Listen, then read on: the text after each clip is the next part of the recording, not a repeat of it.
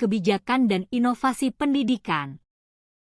Seiring dengan perkembangan zaman dan kebutuhan akan sumber daya manusia yang berkualitas, merujuk pada individu yang memiliki pengetahuan, keterampilan, sikap, dan nilai-nilai yang diperlukan untuk berkontribusi secara efektif dalam organisasi maupun masyarakat.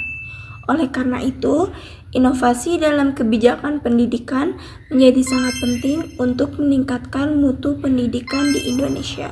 Dengan itu, inovasi merupakan kunci utama dalam menciptakan perubahan yang positif dalam dunia pendidikan.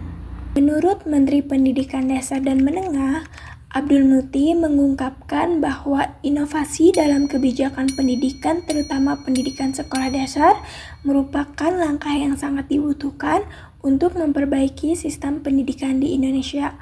Oleh karena itu, dengan adanya inovasi, diharapkan akan tercipta lingkungan belajar yang lebih efektif dan efisien, sehingga mutu pendidikan di Indonesia ini dapat meningkat secara signifikan. Salah satu inovasi dalam kebijakan pendidikan yang dapat diterapkan ialah pengembangan kurikulum yang relevan dengan tuntunan zaman. Karena kita sudah ada di zaman di abad 21, maka kebijakan-kebijakan perlu adanya inovasi yang sesuai dengan keadaan saat ini, yaitu penggunaan teknologi dalam proses pembelajaran. Dengan memanfaatkan teknologi, proses belajar mengajar dapat menjadi lebih menarik dan interaktif. Hal ini juga dapat meningkatkan minat belajar siswa dan membantu guru dalam menyampaikan materi pembelajaran dengan lebih efektif. Dengan mengimplementasikan inovasi dalam kebijakan pendidikan saat ini, kerjasama antara pemerintah, sekolah, guru, dan masyarakat sangatlah penting. Seperti yang telah kami lakukan wawancara mengenai kebijakan dan inovasi pendidikan dengan Ibu Hanifah, bahwa inovasi dalam kebijakan pendidikan saat ini dapat berhasil jika semua pihak saling bekerja sama dan memiliki komitmen yang kuat untuk menciptakan perubahan yang positif dalam dunia pendidikan. Pertama-tama yang harus dipersiapkan itu tentu mulai dari kepala sekolahnya ya, sebagai manajer, sebagai pemimpin gitu. Karena fungsi kepala sekolah sebagai manajer dan pemimpin itu sudah berbeda gitu ya. Bagaimana pada saat kepala sekolah harus jadi manajer itu saat apa, kepala sekolah saat memimpin itu seperti apa, itu sudah dua arah yang berbeda ya. Pertama dari penguatan kompetensi kepala sekolahnya dulu. Jadi kepala sekolah teh harus segala bisa. Kalau misalnya segala tuh bisa, kumaha gitu ya. Kita nggak bisa ngasih masukan, nggak bisa diskusi sama guru-guru gitu. Guru-guru ada keluh kesah juga gitu, jadi bingung gitu ya. Jadi bingung, makanya sebagai kepala sekolah pun tetap harus meningkatkan kompetensi diri.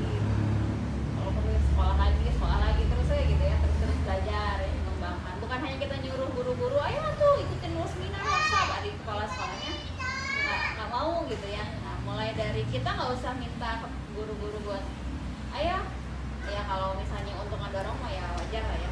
Maksudnya tidak harus memaksakan. Jadi kita dari kita sendirinya aja dulu, jadi teladan ya. Kebetulan saya juga kan langsung lanjut doktoral, sekarang tuh udah tahun kedua. Makanya memberikan motivasi itu dengan kita berbuat gitu ya, bukan hanya kita berbicara, tapi tindakannya mana, actionnya mana ya. Kalau sekolah ngomong doang ayo belajar gitu. Insya Allah kalau misalnya ngelihat jadi kayak kok mau ya saya lanjut gitu kan, di sini apa aja. Pernah sekali tuh ada mamanya, Bu, boleh kan double HP katanya gitu. Kita nggak apa-apa, orang tidak memaksakan, ya mungkin itu ya salah satunya tantangannya. Terus apa lagi ya, sejauh yang saya pernah alami nggak terlalu ini sih kalau ditanya mau belajar ya, apa era digital tuh sekarang malah kalau menurut saya tuh memudahkan gitu ya. Kayak kalau pengisian apa gitu, kalau mendadak kan bisa ikut kalau di sini lewat Google Form atau apa kan gampang ya. Nggak ada sih kendalanya, paling kendalanya yang nggak ada kuota. Anak-anak bawa HP. Iya ada itu kan, diatasinya dengan cara berkelompok.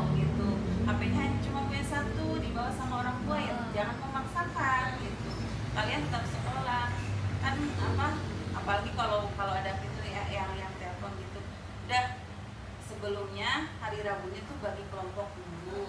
Nanti kelompok satu siapa yang siap bawa HP, jadi cuma satu orang satu kelompok gitu. Jadi itu aja cara mengatasinya. Jadi udah dipersiapkan sehari. Iya, iya. Sehari itu udah mau.